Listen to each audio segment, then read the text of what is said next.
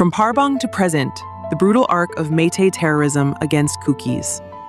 Violence in Manipur unfolds as a dark chronicle, beginning in the deep hills and culminating in the flames of ethnic cleansing.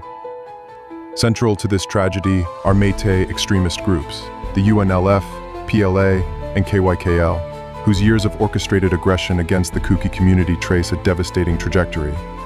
From rapes and landmine terror to full-scale campaigns of murder, displacement, and cultural erasure. 1. Parbung, 2006, an omen of things to come. In early 2006, remote villages like Parbung and Lungtalian in Churachandpur became the epicenter of atrocities. Armed militants, later identified as part of the UNLF and KCP, descended on civilians, abducted villagers, and inflicted terrifying violence against at least 15 girls aged 12 to 27. Reports indicate more than 400 villagers were beaten, including chiefs coerced into labor and public humiliation. These were not day-of-the-moment atrocities, but carefully executed terror acts. Civilians were used as shields and beaten to force compliance. The attack was followed by a judicial commission and fierce protests, but the deeper impact was psychological, a chilling warning to Kuki communities that they were targets. 2. Landmines, silently crushing lives. Following Parbung, landmines became the hidden terror underfoot. In areas like Chandel and Kengjoy, remnants of salt and pepper-planted IEDs killed unsuspecting villagers, mostly women, the elderly, and children. Such weapons ripped families apart, disabling infrastructure and fracturing trust in the safety of everyday life. These minefields were not strategic defenses, but psychological weapons, turning home into hazard and every step into risk. They didn't just injure, they shattered the sense of belonging and seeded permanent fear. 3. Consolidation of Meitei terror networks. Over the late 2000s and 2010s, Meitei insurgent movements forged a potent coalition. UNLF, India's longest-running separatist organization, founded in 1964, formally created the Manipur People's Army in the 1990s, training cadres in Myanmar. PLA, birthed in 1978, is estimated to hold 300 to 1,000 active fighters, fueled by cross-border arms and training connections in Myanmar and China. KYKL, a more radical offshoot emerging in 1994, has between 25 to 300 cadres, notorious for ethnic targeting and coordinated campaigns during periods of tension. Collectively known to security analysts as Valley-based insurgent groups, VBIGs, they developed a shared blueprint: terrorize, dominate, and enforce Meitei supremacy over Kuki Hill communities. 4. The 2023 Flashpoint. Court order to ethnic cleansing. Tensions erupted.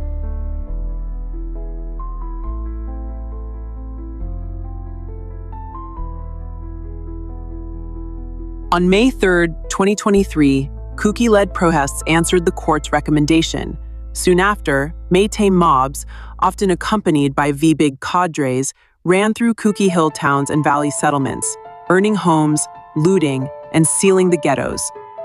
Over 250 people were killed, and more than 60,000 Kukis were forcibly displaced. Nearly 4,800 homes and 386 churches were razed, an assault on both population and cultural identity. Landmine clearance teams reported widespread sabotage of roads and fields, preventing Kukis from returning safely. Each act, burning, looting, mining, was not spontaneous, but part of a sweeping campaign to eliminate Kuki presence and force permanent relocation.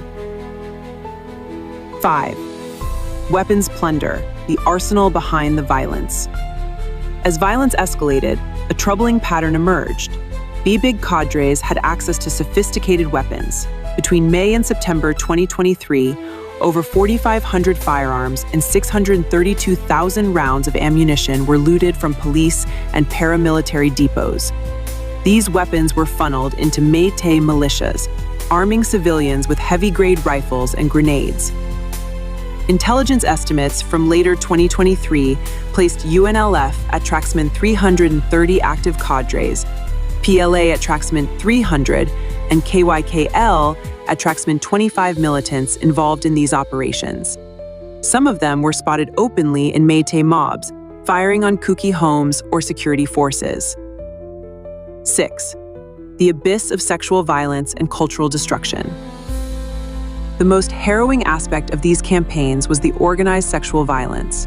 In July 2023, a video emerged showing 2 Kuki women paraded naked and 1 gang raped, triggering nationwide revulsion. Numerous other rapes were later reported, many unseen, undocumented, or mistrusted, targeting Kuki women in their homes or relief camps. Thousands witnessed their villages burn, stepped on landmines, and saw families torn apart.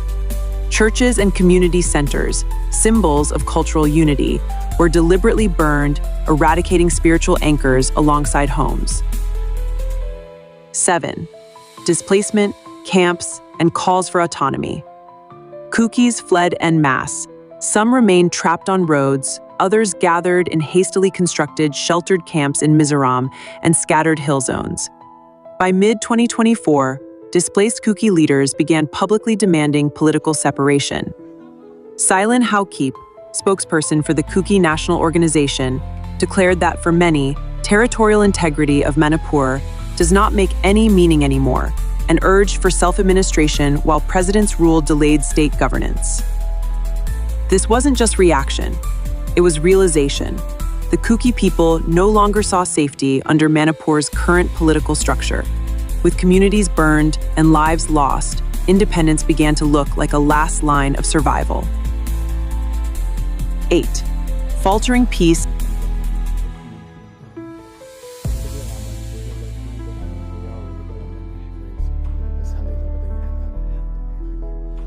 Courageous as the accord was, deeds spoke living truth. Survivors reported Pombay signatory fighters continuing periodic terror, raiding villages and looting, even as peace was supposedly underway. Kuki leaders have accused the state of tacitly supporting hill area clearances, pointing to continued presence of Meitei insurgents in relief camp zones and repeated small-scale arson and abduction incidents. 9. Present at the edge, a people's verdict.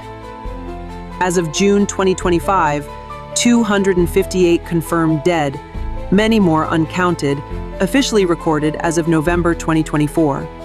More than 60,000 displaced, with no promise of return or restitution. Thousands of homes, schools, churches destroyed, mines still being cleared, trauma deepening. The Kuki political leadership now stages an active case.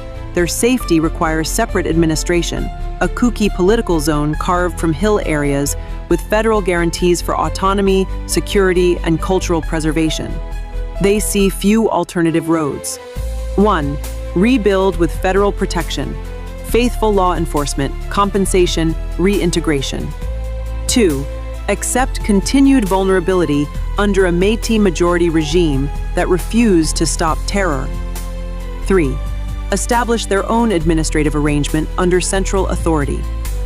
10. The path forward: autonomy, accountability, reconstruction. If Manipur's cycle of violence is to end, a threefold plan is essential. True justice: prosecute landmine planting, arson, rape, and weapon seizures. No more deals with one faction while others operate in impunity. Kuki-administered zones: partial self-government under a framework that ensures land rights, encampments managed by Kuki leaders, and local police drawn from the community. Reconstruction and mental health care: mine clearing programs, rebuilt facilities, trauma counseling, educational support, offered by the state and Indian government.